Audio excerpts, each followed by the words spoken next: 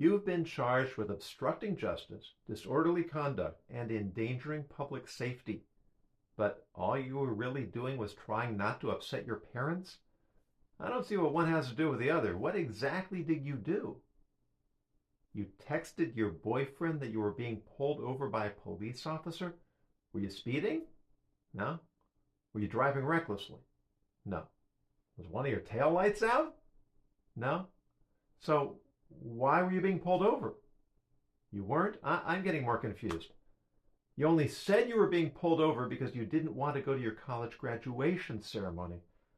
I'm completely lost. Why don't you start at the beginning? You enrolled in college in 2017. Fine. And you were going to graduate this year? You were.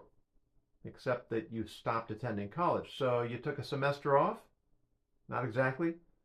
You took 8 semesters off? You mean you haven't been to college since 2018? So why were you going to graduation? You weren't.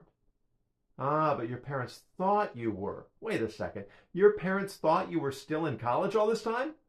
I think you were right to worry they might be upset. But what does that have to do with getting pulled over by the police? You needed an excuse for not showing up at graduation. So you sent a text to your boyfriend that you'd been pulled over.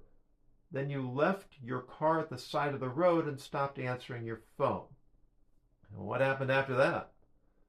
The police showed up at your apartment and said they'd been searching for you since your parents filed a missing persons report the night before. And that's when you admitted that you hadn't been pulled over. No? That's when you told the police you'd been blindfolded and kidnapped at gunpoint by someone impersonating an officer? And now you're being charged with 4 misdemeanors. But it's not fair. Why isn't it fair?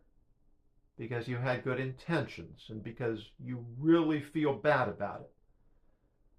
I think after 4 years of lying to your parents, your intentions and your feelings are about as unreliable as your judgment. Maybe a little jail time will teach you a few lessons about impersonating a student, impersonating a girlfriend, impersonating a daughter, and impersonating a victim.